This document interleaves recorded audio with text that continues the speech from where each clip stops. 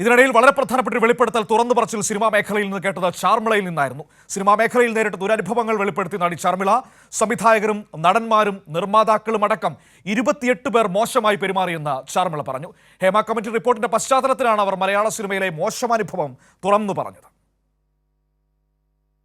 Report പുറത്തു വന്നതിന് പിന്നാലെ ഗുരുതര വെളിപ്പെടുത്തലുകളാണ് ഉയർന്നുവരുന്നത്. അതിനിടെയാണ് നടി ചാർമിളയുടെ തുറന്നുപറച്ചിൽ. നിർമ്മാതാവ് MP മോഹൻ അടക്കം 28 പേർ തന്നോട് മോശമായി പെരുമാറിയെന്നാണ് ചാർമിളയുടെ വെളിപ്പെടുത്തൽ. അർജുനൻ പിള്ളയും 5 മക്കളും സിനിമാ ലൊക്കേഷനിൽ വെച്ചാണ് MP മോഹൻ മോശമായി പെരുമാറിയത്. സിനിമയ്ക്കിടെ കൂട്ടബലാത്സംഗത്തിന് ശ്രമമുണ്ടായി. തന്റെയും അസിസ്റ്റന്റിന്റെയും സാരി വലിച്ചൂരാൻ ശ്രമിച്ചു. പുരുഷ അസിസ്റ്റന്റിനെ മർദ്ദിച്ചുവെന്നും പീഡനത്തിന് ഹോട്ടലിലെ റിസപ്ഷനിസ്റ്റും കൂട്ടുനിന്നുവെന്നും ചാർമിള പറഞ്ഞു. സംവിധായകൻ ഹരിഹരൻ അഡ്ജസ്റ്റ്മെന്റിന് തയ്യാറാണോ എന്ന് ചോദിച്ചെന്നും ചാർമിള വെളിപ്പെടുത്തി. സുഹൃത്തായ നടൻ വിഷ്ണുവിനോടാണ് താൻ അഡ്ജസ്റ്റ്മെന്റിന് തയ്യാറാണോ എന്ന് ഹരിഹരൻ ചോദിച്ചത്.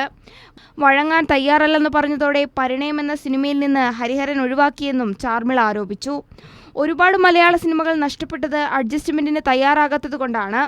കേസുമായി മുന്നോട്ടു പോകാൻ താല്പര്യമില്ലെന്നും തനിക്കൊരു മകനുണ്ടെന്നും ചാർമിള കൂട്ടിച്ചേർത്തു. News desk Kairali news.